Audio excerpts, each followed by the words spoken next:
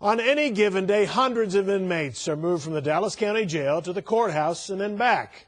Transporting officers call it the jail chain. The Sheriff's Department moved 7,000 inmates back and forth in the month of May, and they say most of them aren't even going to court. Fox 4's Sean Rabb joining us now with more on the story. Sean. You know, Steve, there are two types of people in jail, those who are awaiting trial and those who've been to trial, had their case disposed of in some way. This is about that first group, those waiting for a case to be heard. And the Sheriff's Department says it's a lot of work and worry for public safety, and the inmates, many of them, aren't even in court.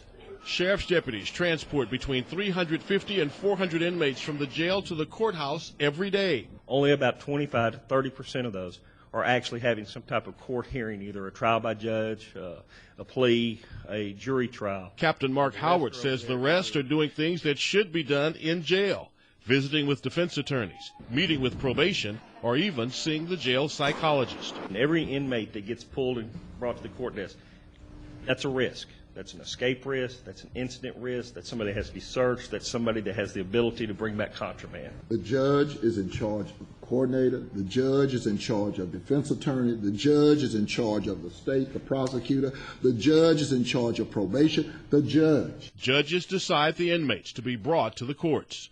Judge Rick Magnus presides over felony courts. He tells me by phone, quote, "We can't resolve every case with just one court appearance. And sometimes it is to visit with probation. We all want the same thing.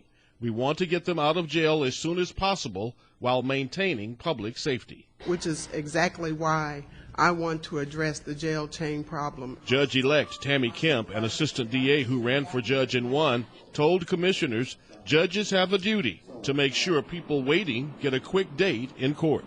Because as quiet as it's kept, there are some innocent people in the jail awaiting their day in court.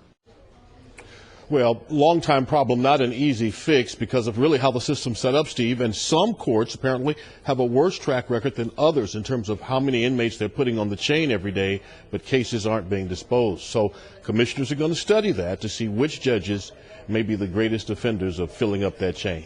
All right, Sean, I'm curious. It didn't sound like money even came up, but I imagine if sheriff's deputies who could be out patrolling the streets or you know, helping keep the public safe or just driving back and forth to the courthouse, that's a way to save some money, right? Well, back in 2011, they set up a unit of 125 deputies who do nothing but transport these inmates. The problem is the potential risk, right, as Captain Mark Howard pointed out. Every time you pull an inmate out of a jail cell, you've got to search him. And every time you move him from one holding cell at the courthouse to another floor, you've got to search him again and then do that same process over and over with each inmate coming to the courthouse and going back to the jail. And the Sheriff's Department is saying, hey, we shouldn't have to bring folks over to counsel with their attorney or with the probation department. Let those folks visit with them in the jail.